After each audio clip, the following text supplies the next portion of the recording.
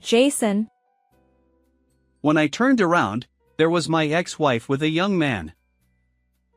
Noticing my gaze, my ex-wife smirked.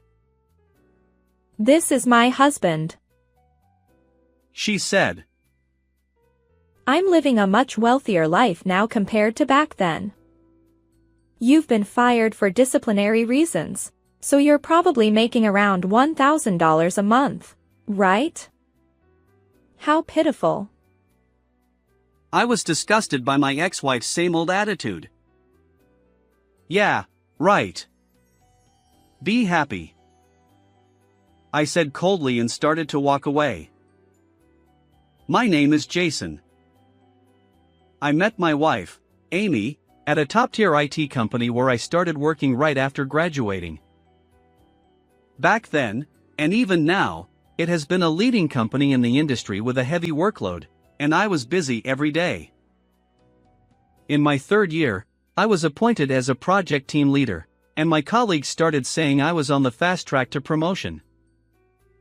Amy worked in the same department and often stayed late with me, showing concern for my busy schedule. I married Amy because I admired her caring nature, but the hectic workdays never allowed me to find solace at home. Jason, I'm sorry. I quit my job. I apologize for not discussing it with you first. She said this in a sweet voice soon after we got married. Is something wrong? I asked worriedly, sitting down next to Amy on the sofa. No, I just couldn't manage both work and housework. I looked around the room. Since our marriage, Amy had been transferred to a different department and should have been able to come home earlier than me. However, the room was cluttered with unfolded laundry and boxes of cosmetics Amy had ordered online. Amy seemed to struggle with housework, so even though I couldn't come home early due to work, I tried to take the initiative in doing household chores. Washing the dishes after meals. Running the washing machine at night and putting clothes in the dryer. Cleaning the bathroom. These were my jobs since I was the last one to take a bath. Every night, I cleaned the tub before getting out.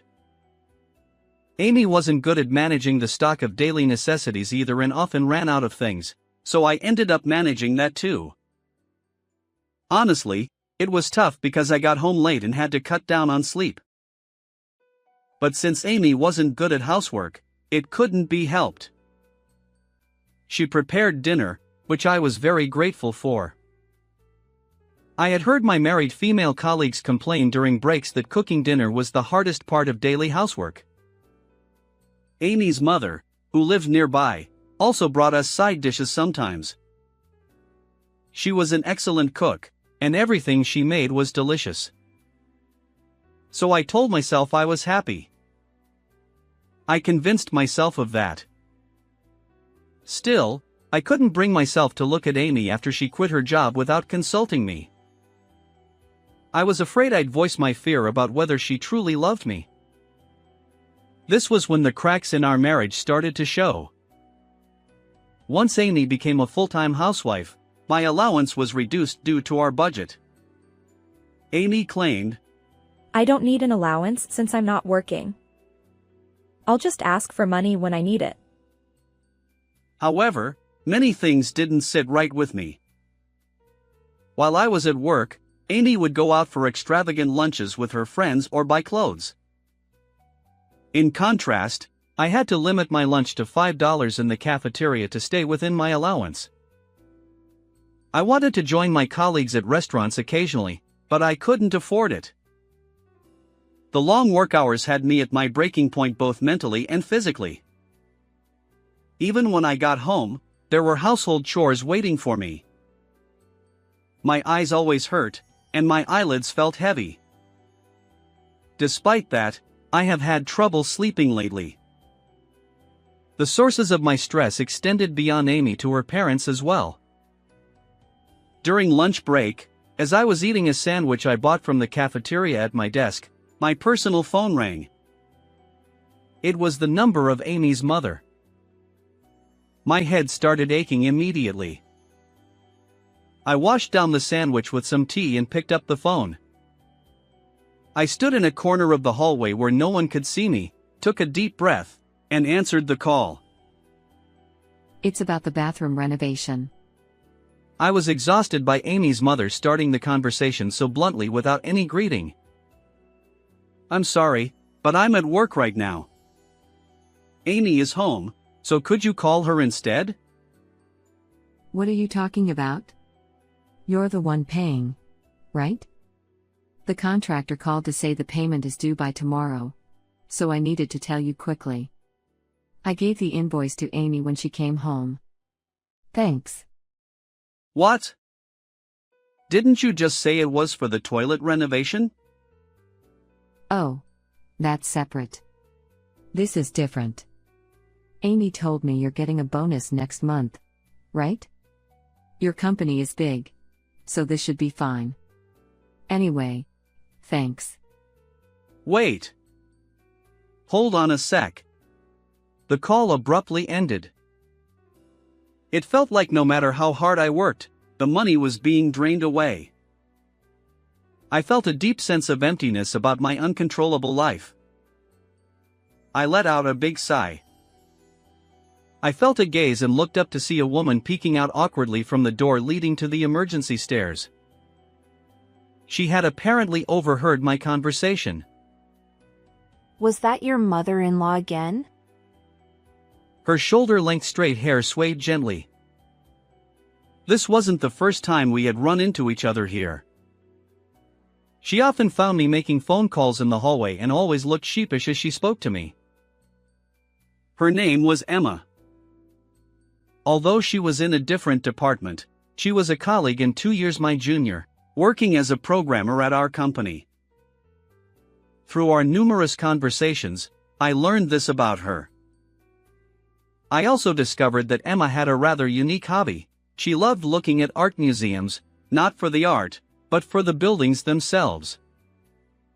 She told me once that her family ran a real estate business, which sparked her interest in architecture from a young age.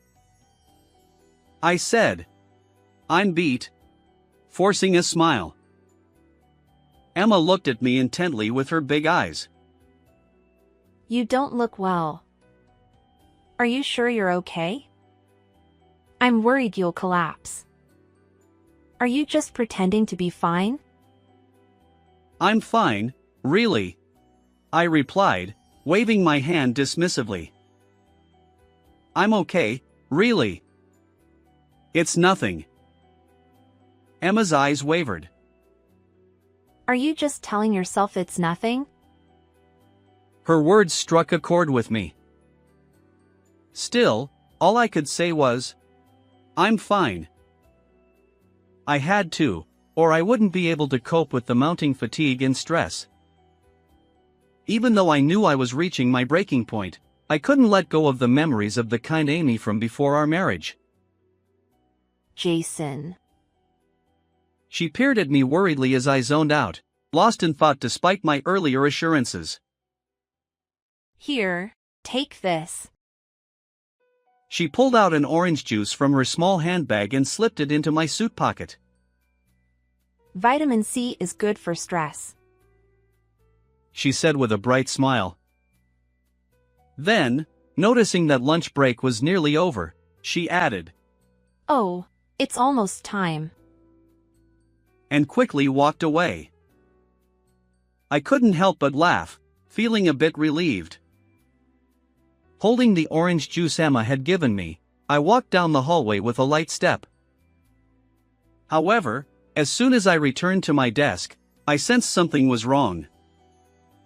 The atmosphere in the department was tense.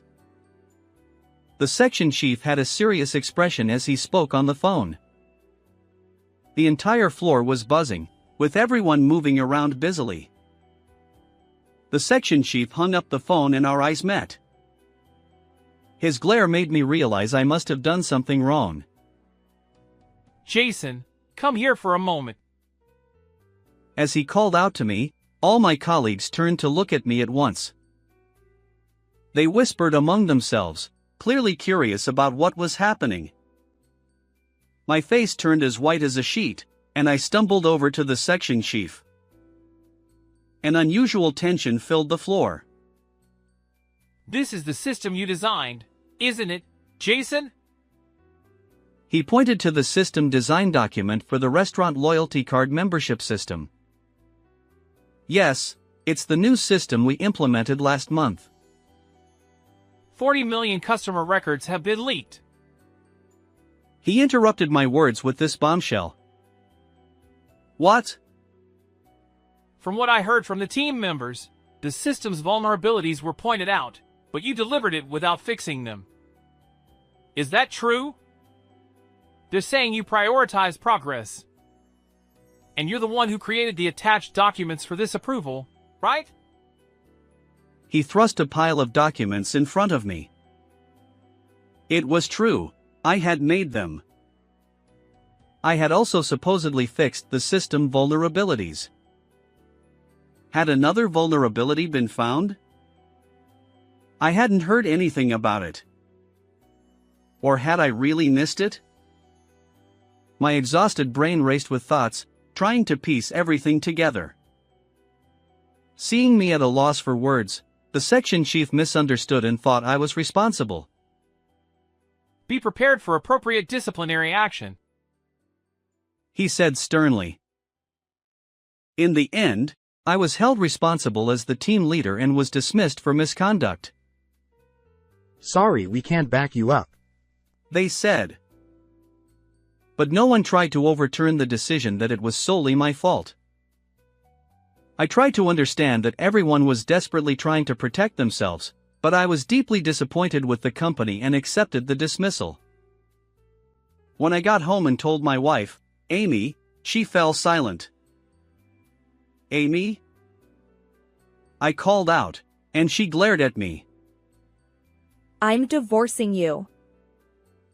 Wait. I'll find another job. Another job? What company would hire someone who was dismissed for misconduct? I married you because you were on the fast track at a major corporation. I got a job there as a temp just to marry a promising man. My dream was to be a stay-at-home wife. Dismissed for misconduct? You fool. Are you an idiot? Why did I marry you in the first place? Amy's hysterical rant made her face look grotesquely distorted, like a demon. Amy used to always be smiling and willingly took on various tasks for her colleagues when we worked at the same company. She seemed like a completely different person. While I fully understand that I'm at fault for being dismissed, I was shocked by Amy's true nature. I never knew she could be like this. Fine. Let's get a divorce, I said. I'll get plenty of compensation. And you'll pay for the renovation of my parents' house, okay? That'll be included in the compensation. With that, she threw the invoice that had been on the dining table at me. I picked up the fallen invoice from the floor. I felt a wave of exhaustion wash over me. That very day, Amy went back to her parents' house.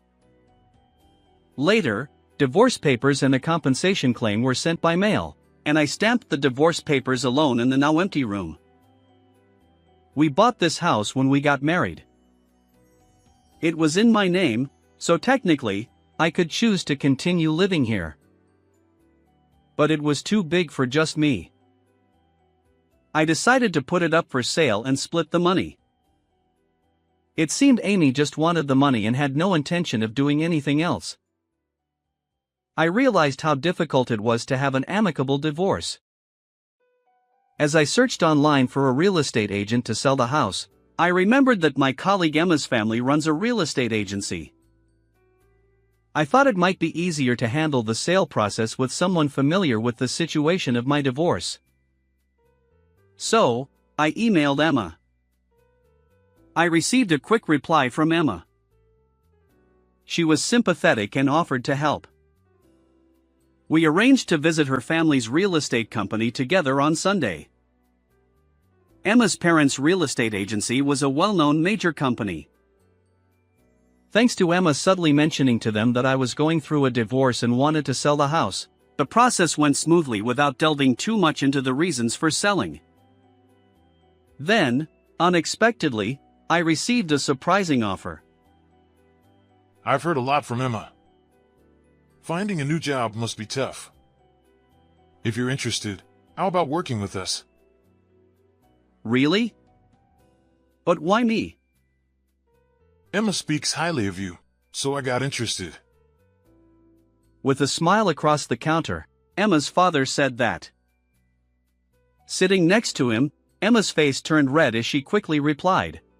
Jason is known for being diligent and hardworking, and he talks to me without any bias, even though I feel out of place in the office. Out of place in the office? I didn't know Emma felt that way. I was exhausted both at work and at home, and I didn't consider myself as serious and kind as Emma described, so it was very surprising. Anyway, I was grateful that there were people willing to hire someone like me. Without hesitation, I accepted the offer. After settling the relocation and divorce procedures, I began working at the real estate company owned by Emma's parents. Emma's father hired me as an accountant, wanting me to gain knowledge about the real estate business. During the pre-employment interview, he mentioned that he would be glad if I could utilize my previous experience as a systems engineer.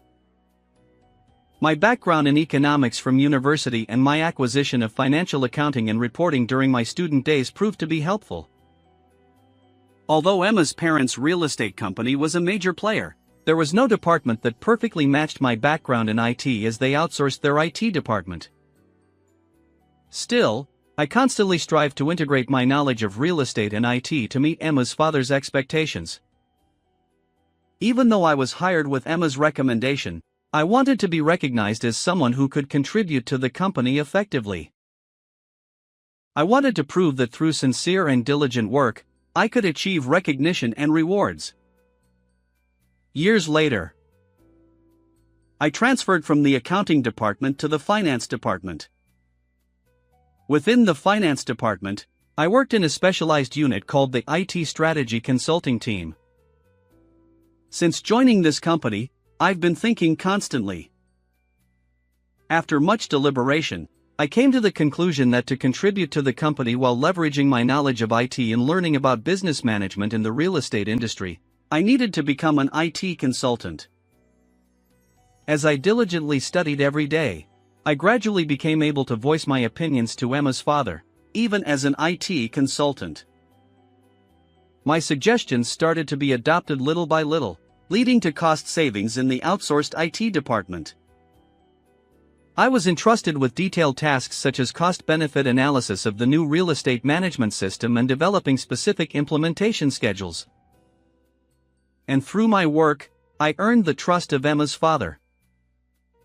This was the result of my sincere and diligent approach to work. The IT strategy consulting team was formed based on my efforts. I was grateful to Emma's father. Despite my past dismissal, he evaluated my work since I joined here.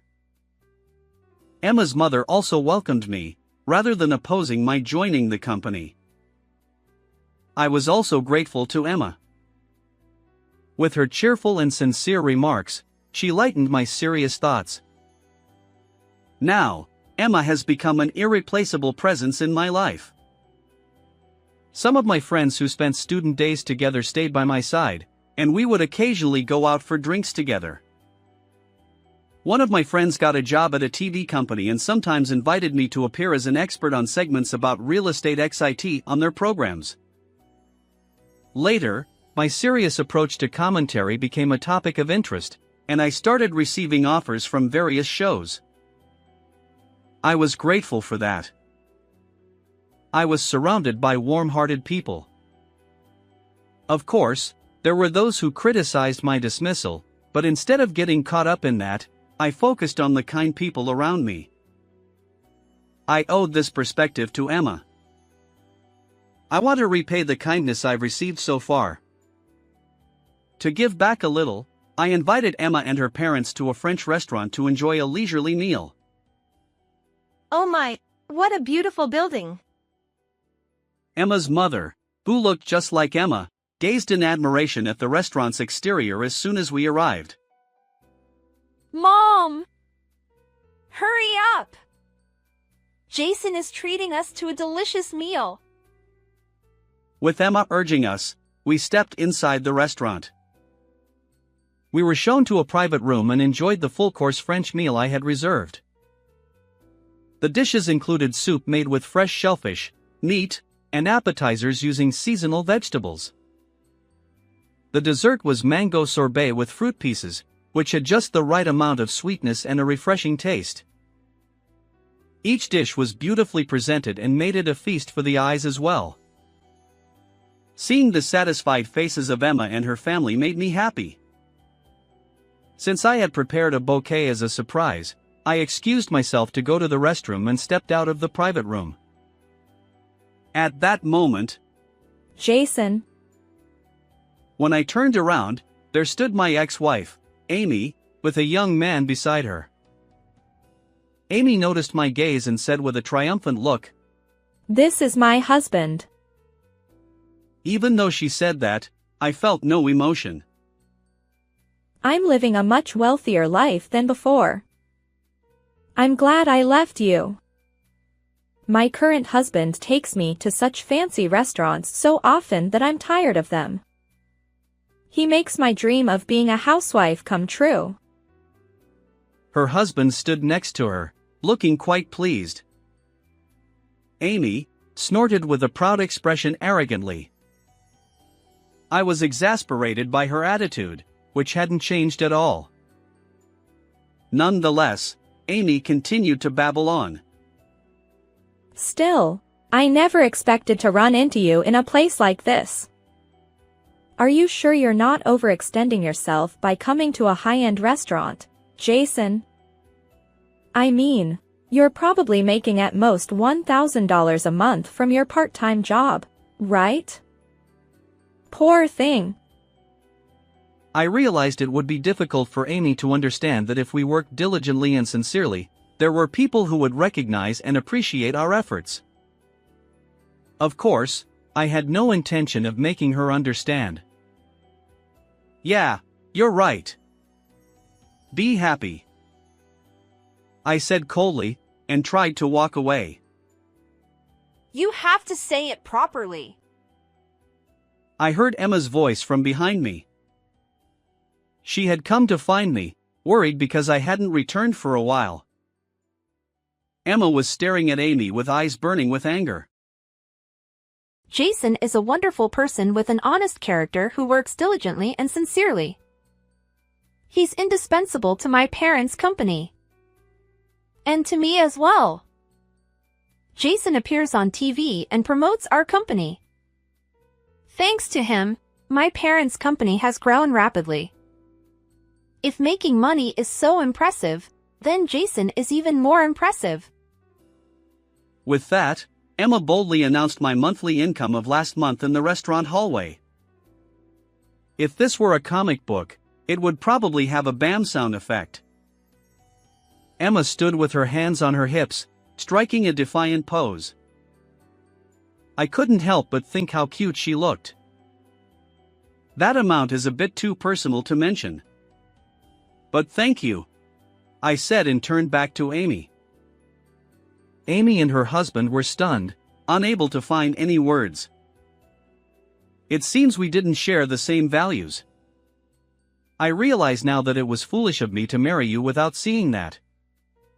We're each on our own paths now, and I didn't think there was anything left to say, but I'll be clear, I am earning well, and I have people around me who understand me. I am happier now than I ever was when I was married to you. Amy suddenly snapped out of it and ran towards me. I'm sorry. I was wrong. I must have been out of my mind back then. I couldn't trust you anymore. But still, you're amazing. You're making more than 10 times what my husband does. Can you give me your contact info? Please? Pretty please? Even though Amy suddenly seemed remorseful, I wasn't going to be fooled anymore. Her husband was angry, shouting at her. Hey, what are you saying? Despite his anger, Amy continued to cling to me. I looked at her with disdain and said, "It's over between us. I don't want to talk to you anymore." I don't know what happened to Amy and her husband after that. But seeing the situation, it was not hard to imagine that things wouldn't go well between them now that her true nature was revealed. Emma and I returned to her parents, and I successfully presented them with the bouquet of appreciation. Her parents were genuinely delighted to receive it. Thank you. This may be a bit forward, but we would be very happy if you considered marrying Emma. We won't interfere in your relationship, but seeing you two together, you make such a lovely couple. I love Emma. Marrying her would make me very happy. But as you know, I have a divorce history. I feel guilty about that, given that this would be Emma's first marriage. I glanced at Emma, who was sitting next to me. Her parents' words made me blurt out the feelings I had kept hidden in my heart. My heart was pounding. Emma was facing forward, looking like she was about to cry. I couldn't read her expression, which made me anxious. Oh my, you two haven't even started dating yet? We'll leave now, so you two can talk. After Emma's parents left, I tried to speak to her. Both of us simultaneously said, Emma, her face red and her eyes teary, said, You go first. "Well, then." Emma interrupted. Wait! Actually, let me go first. With her eyes tightly shut, she declared loudly, Jason, I love you. Please marry me. "Wow, Emma, on the verge of tears, cried out. Oh no. Is that a no? Her expression was so endearing and funny that I was filled with the urge to hug her. No, no, no. Sorry. It's just that you said it first, and it caught me off guard. Oh, I see. Emma said and got relieved with a smile. I cleared my throat and straightened up. Emma, will you marry me? Yes. On a sunny Sunday, we held our wedding. Many friends attended, and I felt profoundly grateful for the support of those around us. The wedding photographer signaled. Now, let's take a picture. With the clear blue sky and the church in the background, Emma, our parents, friends, and I stood in a line. Emma and I were smiling happily. I vowed to myself to always protect Emma's happiness as she smiled beside me.